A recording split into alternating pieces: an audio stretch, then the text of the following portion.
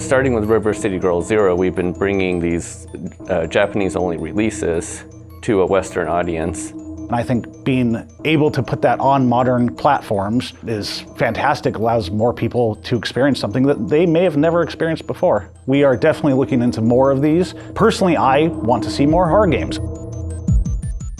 I'm Mariel Cartwright. I am the creative lead of the Port Plus version of Clock Tower.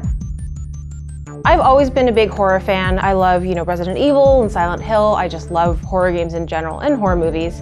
But Clock Tower in particular is a game that I discovered when I was probably about 16, and it holds a really special place in my heart because at the time it was the scariest thing I had ever played. As this character Jennifer, I'm trying to get away from the Scissor Man.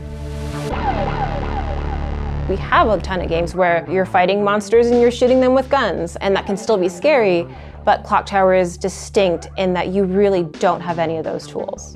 It was one of the first experiences for me that really was like that in terms of horror, and I think that that's fantastic. It is true survival horror. You can only survive, and I think it is a game that has a lot of quieter tension.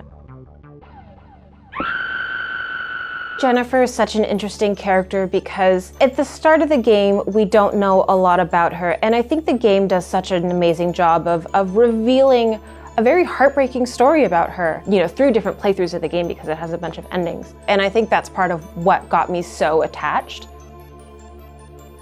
There's kind of like the reverse engineering aspect of that, and then there's the other aspect of like, how do you get this stuff back into the game? Usually we always try to have both the legacy product as it was, and also offer something that's surprising. Like in River City Zero, we had the manga cutscenes. That's a fun little surprise for people. Directing the animated opening is pretty crazy. That's where we can add our own creativity, adding intro sequences and new translations. For Clock Tower specifically, there's a lot of like scripting events in there, so there might be a command to say, change the display speed of text. That's kind of been a tricky thing too with localization. It's like, how do I represent that? Being able to kind of oversee that and bring a new vision of this game to life, to be a part of it in any way at all is just incredible.